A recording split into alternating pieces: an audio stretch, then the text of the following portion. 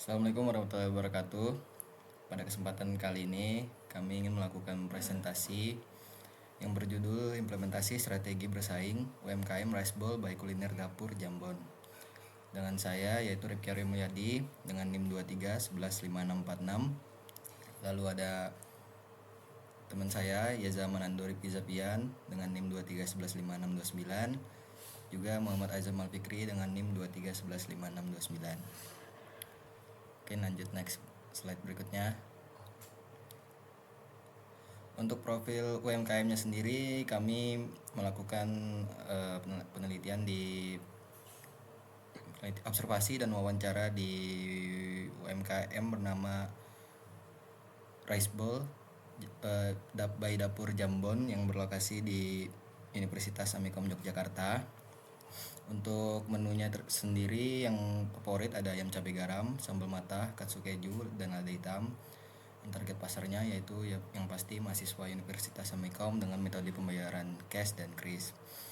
Untuk alur bisnisnya sendiri berdiri sebelum 2020 itu sebagai catering aktif dengan basis pelanggan mahasiswa yang kuat. Lalu beranjak ke 2020 sampai 2021, catering tutup total akibat pandemi COVID-19. Lalu pada 2021 sampai 2022 pemilik bekerja di dapur restoran dengan investasi skill dan resep untuk membuat dapur sendiri. Lalu 2022 hingga sekarang lolos seleksi tenan di Amikom dan beroperasi stabil selama 4 tahun hingga sekarang. Slide berikutnya, untuk visi dan misi UMKM-nya sendiri. Pertama, visinya yaitu menjadi pilihan utama mahasiswa untuk menu rice bowl yang berkualitas, konsisten, dan terjangkau di lingkungan kampus universitas. Untuk misinya sendiri, menjaga konsistensi rasa dan kualitas bahan baku dalam setiap sajian. Lalu memberikan pelayanan yang cepat, ramah, dan memuaskan pelanggan, memperluas jaringan cabang di lingkungan kampus secara bertahap, dan menghadirkan menu rice bowl segar, fresh made by order setiap hari. Visi dan misi ini diambil dari wawancara langsung dengan pemilik dapurnya. Untuk proses bisnis dan struktur organisasinya, tidak ada manajemen menengah. Owner memegang kendali penuh atas resep, quality control, dan keputusan. Sementara karyawan fokus pada pelayanan. Untuk alur proses bisnisnya sendiri, pertama pada pengadaan bahan bakunya yaitu dari supplier tetap. Lalu dilakukan persiapan dengan bumbu racikan yang disiapkan oleh owner di rumah sendiri, dan memasaknya fresh by order di tenan. Dan penyajian pembayarannya interaksi langsung dengan pelanggan ketika pemesanan. Lalu untuk pencatatannya yaitu pembukuan manual di akhir hari operasional.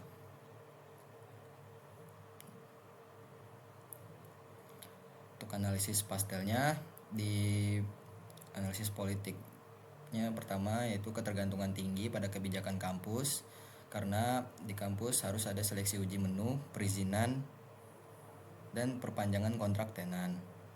Ini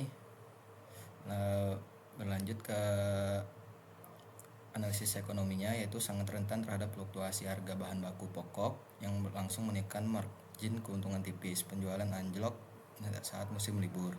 Lalu untuk sosialnya, yaitu mahasiswa memiliki daya beli terbatas namun didorong oleh tren kepraktisan dan preferensi makan di kantin.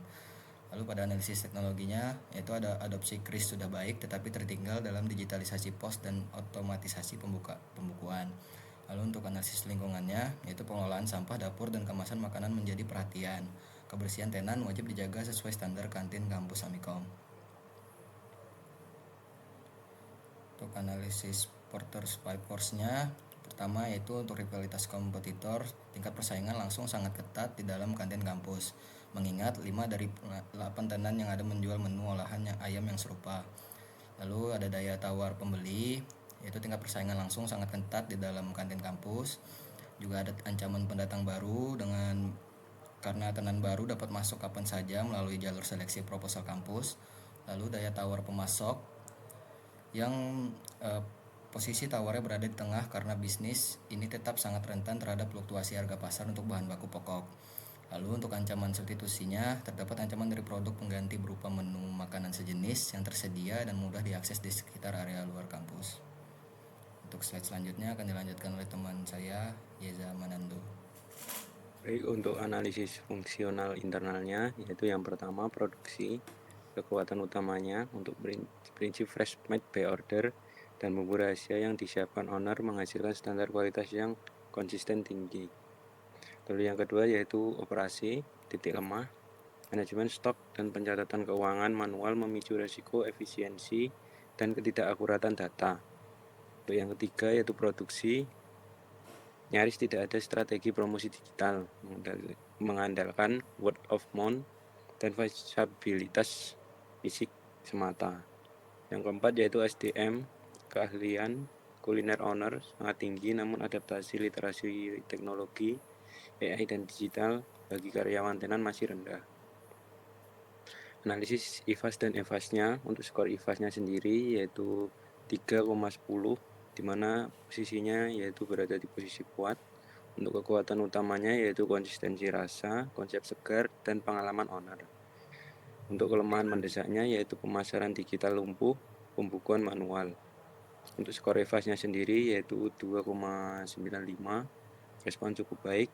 Peluang utamanya yaitu ekspansi cabang ke kampus lain, adopsi mesos, dan tren resbol. Untuk ancaman utamanya yaitu imitasi menu oleh tenan lain, siklus libur semester. Next. Selanjutnya matriks internal eksternalnya berdasarkan persilangan skor IFAS dan EFAS-nya yang tadi, UMKM Resbol berada pada kuadran 4 yaitu Grow and Build. Implementasi strateginya yaitu yang pertama bisnis berada di zona ekspansi, yang kedua diperlukan penetrasi pasar yang agresif untuk pasar saat ini, dan yang terakhir diperlukan pengembangan lokasi baru untuk mengamankan pertumbuhan jangka panjang.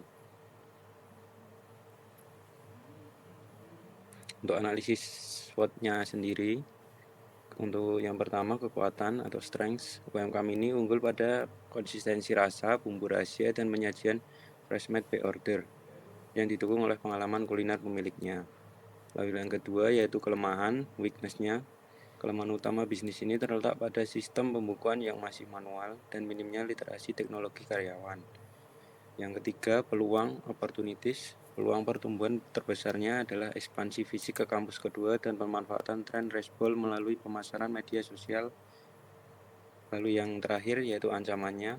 Ancaman terberat yang dihadapi adalah penurunan omset secara drastis saat musim libur semester kampus dan fluktuasi harga bahan baku pokok di pasaran. Selain itu, tingkat persaingan sangat ketat karena dominasi kompetitor sejenis di area kantin yang rawan meniru menu. Selanjutnya akan dijelaskan oleh teman saya yaitu Fikri.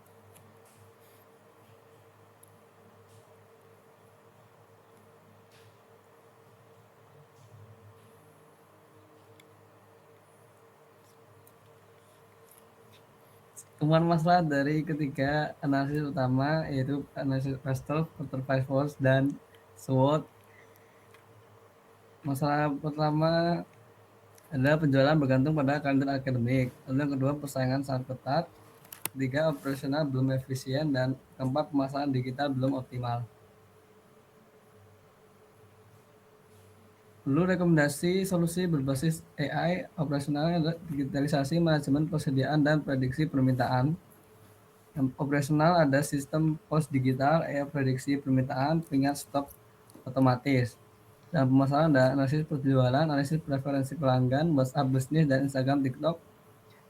Manfaatnya yaitu mengurangi pemborosan stok, pengambilan keputusan lebih cepat, jangkauan pelanggan lebih luas.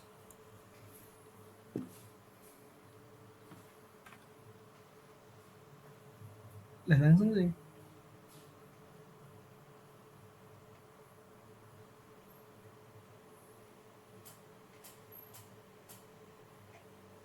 Kesimpulannya adalah memiliki keunggulan pada kualitas rasa dan konsep fresh made by order. Lalu posisi bisnis berada pada strategi grow and build. Kualitas utama ada digitalisasi operasional dan pemasaran. Rekomendasi jangka panjang yaitu ekspansi kampus lain dengan dukungan teknologi AI. Sekian dari kelompok kami. Assalamualaikum warahmatullahi wabarakatuh.